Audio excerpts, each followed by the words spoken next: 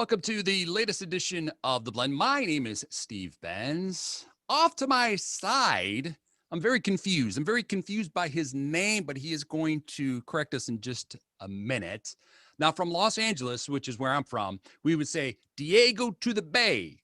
So here we are. We've got a guy from the Bay is worked his way to LA. Let's welcome Simon. I want to say Lunche, and I know it's wrong. Simon, welcome to the show. Thank you so much for that wonderful introduction. And yes, it's like, it's that thing where I almost don't want to tell people. So I almost don't want to tell people. I want to let them think that it's Lunche or, something that sounds a little bit exotic for a second. I just have to tell them that it's just lunch, like lunchtime. And then I get hungry. Now I'm hungry. Exactly. And you've got all of, you'd think that having a name like that, going through a bunch of public schools as a kid, you would just get like, teased constantly. And funny enough, like the amount of times that I've gotten Simon dinner or Simon breakfast is actually, right. I can count them on one hand. Right. I can count them on one really? hand. It's amazing. It's amazing. I would tease the crap out of you considering your last name. And everyone goes, how come your parents didn't name you Mercedes? Yeah, I wanted a girl's name. Great. Thanks. People aren't taking advantage of the opportunities. They're just not. So as I said, you're a guy from the Bay and you moved to LA right there. So how different is that for your music per se? Wait a second, I just rhymed. I can be assist on your next album, my friend. You got that natural talent right there. Yeah, the Bay is an amazing place to grow up and a very hard place to leave. And I think, it's a shame because I think the music scene has definitely shrunk a bit since it has been in the past, obviously in times when you had like Chris Isaac and the Grateful Dead and Van Morrison and like all these insane people playing around constantly. But that being said, like my favorite venues are still here. I love playing Bottom of the Hill. They like totally have nurtured me and allowed me a place to play my songs even when I was really young. And even Bob Weir's got a place called Sweetwater in Mill Valley that's amazing. And we've got great food here. We've got great weather. There's amazing people. It's like you're walking distance from everything. It's just so hard to leave. And it's like one of the most beautiful places. And LA though, obviously the industry is there. I immediately, when I started going to LA, it was to work with a guy by the name of Dave Wrightsis, who's a mixing engineer. Fantastic. And he mixed my last record. And within about 2-3 sessions there, I had just met so many people, and there was, a whole new group of musicians that I was playing with, and they were so amazing. And I made so many friends so quickly just by nature of, hey, you play this, I play that. Like, let's jam. Let's go on this, it's a great thing, but LA, it's great when you're sitting in the studio, when you're locked up in a room, but if you're just hanging around downtown LA all day, it's not the vibe, at least for me. Right. Well, it's really different. It's really, really different. Totally. You're seeing a lot of the LA people that I know are all going to Nashville. So have you thought about going to Nashville? I've thought about it. For me, it's not my first inclination for some reason. Like, honestly, I couldn't tell you why. Not that it doesn't seem amazing. Like, I love so many artists that have come out of there. This is again, just me as an artist. I know there's so many people who are not like this.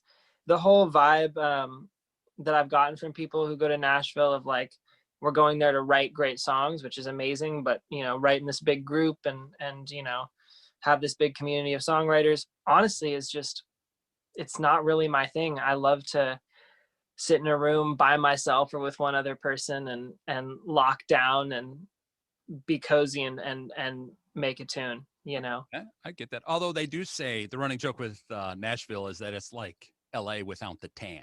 So I couldn't say you're wrong, honestly. I almost moved to Nashville. I don't know what I'd be doing if I was in Nashville because I have no talent whatsoever. None. People don't want me doing any of that. So. I hear that you're Been playing since 5. Right there, I'm just learning how to play the guitar now. I could barely move my pinky to get some of the notes, and you're playing since you're 5. Thank you for showing me up. Okay. Yeah, I wasn't good at it obviously when I was 5, and I honestly picked up the guitar. I was after hearing Eric Clapton. I think a lot of people have a story similar, where they hear Clapton. It's either like "Sunshine of Your Love" or "Layla" or like, "White Room," one of those songs, and they go, "Oh my God, I want to do that." And I heard that in the car on the way home from school one day. I think it was like a kindergarten. I think I was coming home from kindergarten, and I was sitting in the car listening to that. And I think like a week later, I had a guitar and I was playing it. But it was funny because when I picked it up, my purpose was never really at first to be great at guitar. I just like wanted to write my own songs. Like this day I picked it up, I was trying to write my own songs and I had no idea what chords I was playing or what I was doing. And I haven't stopped since. All right, so let's take you back. Now you're 5, 10, something like that. You remember the first song that you wrote? Come Oh my on, God. it was easy. It was bad.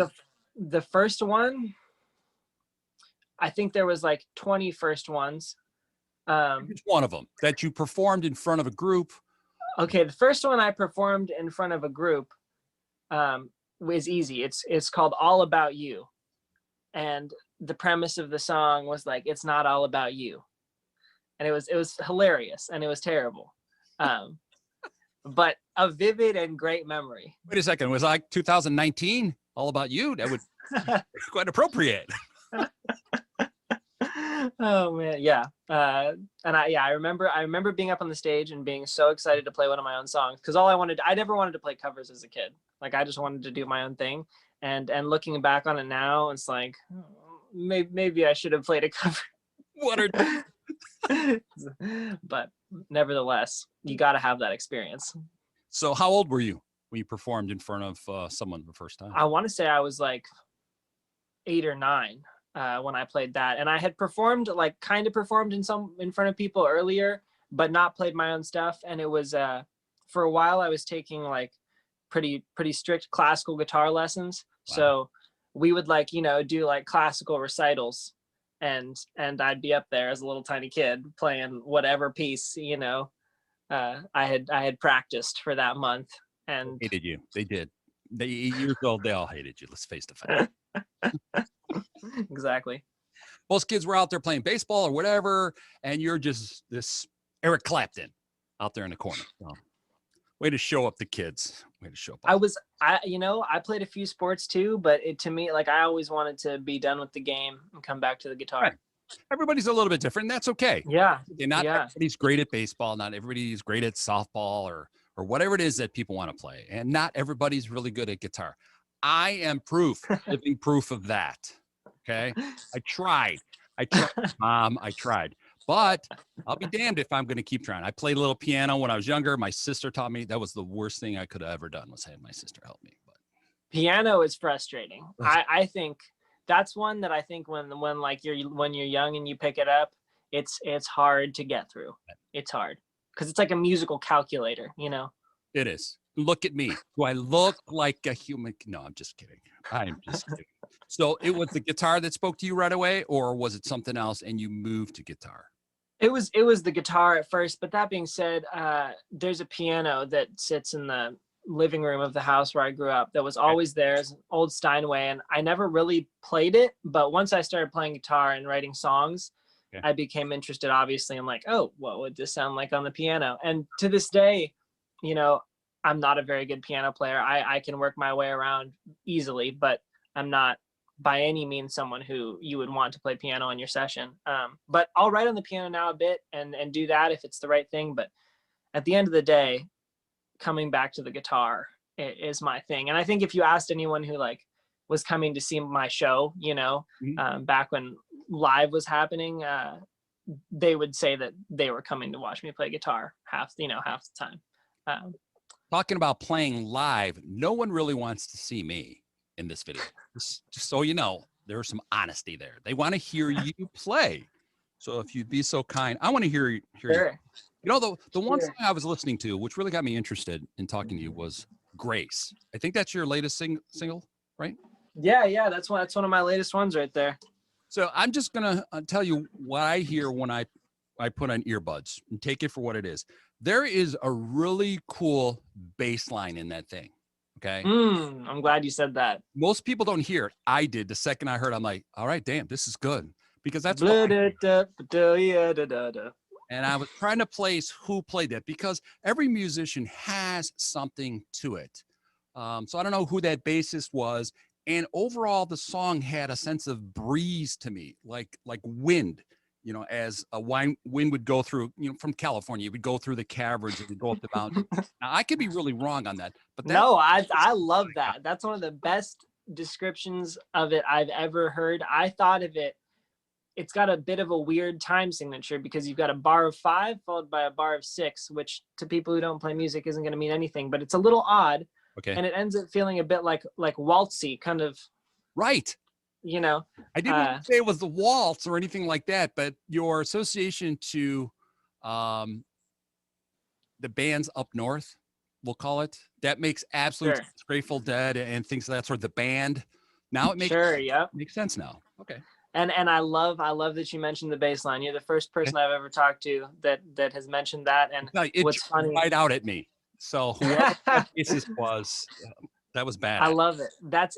It's Sean Hurley played that, and he's fantastic. He's Okay. my guy. And we jive well, and we have an ongoing thing where when we start working on a song, I'll play him a song on the acoustic guitar just like I'm sitting for you here, and he's so amazing. He'll transcribe it in a second while I'm playing it, and then we'll sit there and jam on this tune for a second. And our thing is that I always try and find one moment where I'm like, let's have the bass be the lead melodic instrument for just a second in every song. And that's kind of our thing, because it's like a waste to waste such an amazing player. Obviously, just holding down the rhythm is equally as important. But I love that. Almost, I think of it as almost being a little bit McCartney-esque, you know, like he'll play a lead line on the bass every once in a while. And when I was younger, that stuff would just that would do it for me. See, there you go. McCartney, you know, I'm a big Lennon fan who could not play a lick on the piano. I'm a Who fan, and the Who was always, there were 3 lead instruments in that band. Probably the only time you're ever going to hear that is 3 lead instruments. So exactly. Just a bass, man. You can make it coexist. It's amazing. All right, everything leaving and out. So tell us what you're going to play. Well, I was going to play a song called In My Arms, but since you mentioned Grace, I would now feel bad if I didn't play Grace for you. So don't put my feelings. You know, let's do that and see how that works out. You know, you can play 2 songs. You know what? If you can go from one to the other, I'm game, man. I'm game. All right. Listen, it's your show. It's up to you. All right. Well, let's start it with the slower one then, and then we'll work our way there. I hope everything, you can hear me all right.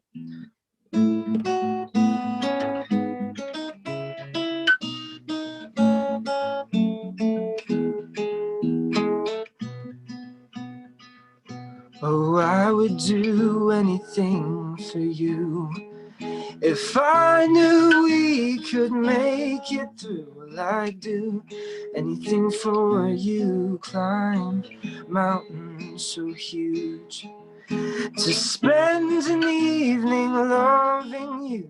I'd climb mountains so huge. Oh, I am a fool for your treasures.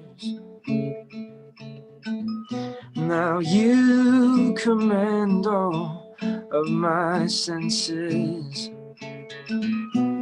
just like the first time you sleep in my arms, as if this won't cause us both harm. When into days were miles apart, and I smell you on the shirt that I wore when you were sleeping sweetly in my arms.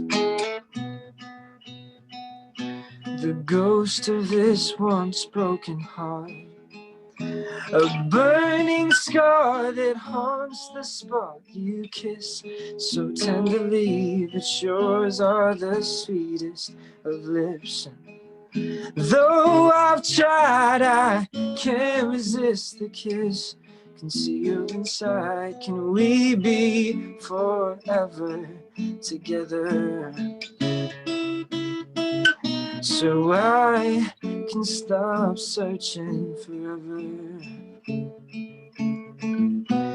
Just like the first time you sleep in my arms, as if this won't cause us both harm. When into days were miles apart, and I smell you, babe, on the shirt that I wore when you were sleeping sweetly in my arms.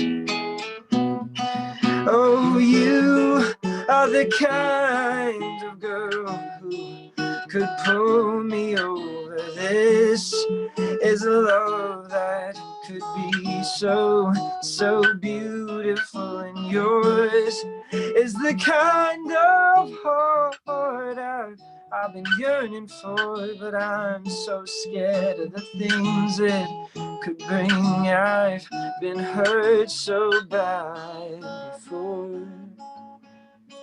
So will I let you in? No, baby, don't wanna be hurt again, but I've made up my mind. Just like the first time you slept in my arms, I'll get stronger love with each beat of your heart. Won't be scared of the feeling that starts when you kiss me, baby. Take my hand in the dark. You'll say, baby, stay tight in my arms. Oh, honey, stay tight in my arms. Oh, love, stay tight in my arms. Pretty badass. Pretty badass. There you go. There's In My Arms. So do we want to hear Grace? Dude, let's take us to Grace, and it's great to have you on the show. I'll play my 1 C major. No, I'm just kidding. All right.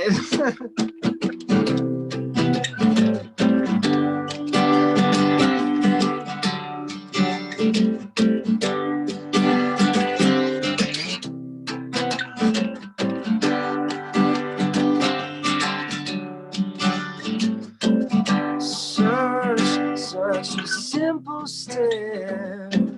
I'm seeing Grace as she's standing there, dancing to my rhymes and melodies from more gentle times.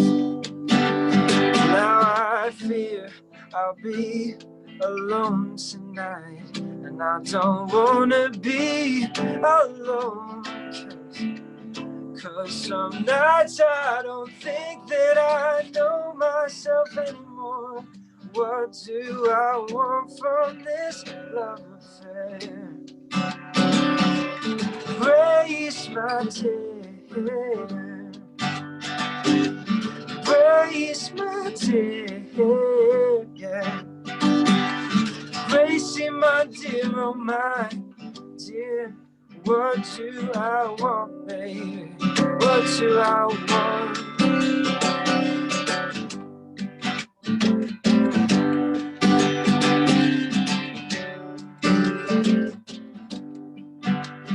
Oh, I can say that they call her Grace 'cause she walks that way, and her gentle eyes, they look so out of place tonight. Kinda like mine, maybe I can be her friend tonight. Maybe I can be her friend, and we won't have to sleep alone tonight. What a joy in this hard life. Grace, my dear. Grace, my dear. Grace, my dear, oh my dear. What do I want from this love affair? This love affair.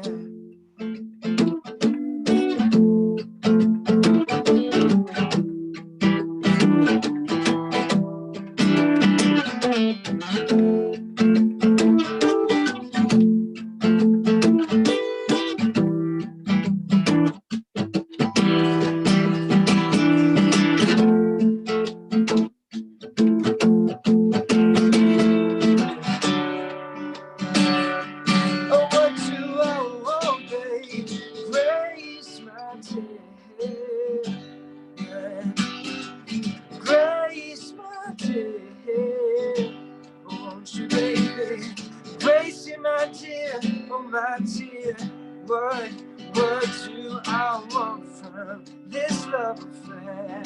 This love affair. Da, da, da, da,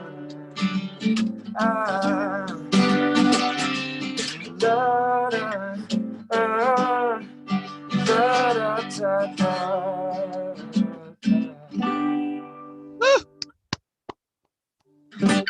Ladies and gentlemen, Simon Lunche with an E. So check out all of his social media out there. Simon, thank you so much for being on the show. Thank you so much for having me. It was a pleasure, Steve. Have a wonderful rest of your day. Yeah, man. We'll have you back in a couple of months, okay? Fair enough? Sounds great. Cool, man. I'll see you then.